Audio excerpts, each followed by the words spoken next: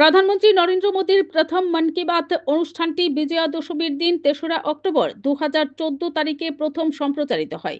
আজ যার ১২৮তম পর্ব। রামনগর মণ্ডলের উদ্যোগে প্রধানমন্ত্রী মোদীজির ১২৮তম পর্ব শোনানোর ব্যবস্থা করা হয় পিসিসি ইটবাট্টা সংলগ্ন এলাকায়। সেখানে প্রধানমন্ত্রীর মন কি বাত অনুষ্ঠান শোনেন মন্ত্রী সুধাংশু দাস, বিধায়ক তথা মেয়র দীপক মজুমদার, বিজেপির রাজ্য সহসভাপতি সুবল ভৌমিক, রামনগর মণ্ডল সভাপতি অমিতাভ ভট্টাচার্য সহ অন্যান্যরা। এদিন মন কি বাত অনুষ্ঠান শেষে উপস্থিত শ্রোতাদের সামনে বক্তব্য রাখতে গিয়ে মন্ত্রী সুধাংশু দাস বলেন, প্রধানমন্ত্রীর মন কি বাত অনুষ্ঠানে একটি অরাজনৈতিক অনুষ্ঠান। এই মন কি বাত অনুষ্ঠানে বিভিন্ন বিষয়ে জানা যায়, সেদিকে লক্ষ্য রেখে সকল অংশের মানুষকে মন কি বাত কার্যক্রমে সামিল করার আহ্বান জানান।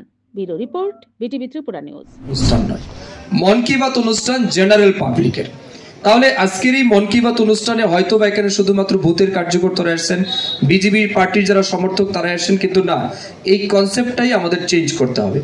মন কি বাত অনুষ্ঠানে অত্র এলাকার বিশিষ্ট সমাজসেবী, বিশিষ্ট ব্যক্তিত্ব, সরকারি কর্মচারী, অবসরপ্রাপ্ত সরকারি কর্মচারী, আপনাদের এলাকার বিশিষ্ট কোনো ব্যক্তি আছেন, কোনো রাইটার আছেন, কোনো সাহিত্যিক আছেন, কোনো ক্রিকেটার আছেন, কোনো ভালো খেলোয়াড় আছে, কোনো বিজনেসম্যান আছে, সবাইকে আপনারা নিমন্ত্রণ করতে পারেন।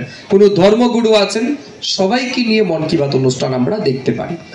এখানে এই বুথে যিনি মন কি বাত প্রমুখ আছেন, আমি আবেদন করব নেক্সট মন কি বাত অনুষ্ঠানে কম করে 1 সপ্তাহ আগে থেকে বুথ সভাপতি যিনি আছেন তার সাথে পরামর্শ ক্রমে কোন জায়গায় মন কি বাত হবে, লোকেশন কি হবে, তারপর নিমন্ত্রণের দায়িত্ব সবাই মিলে করে সুন্দরভাবে মন কি বাত অনুষ্ঠানটা পালন করবে।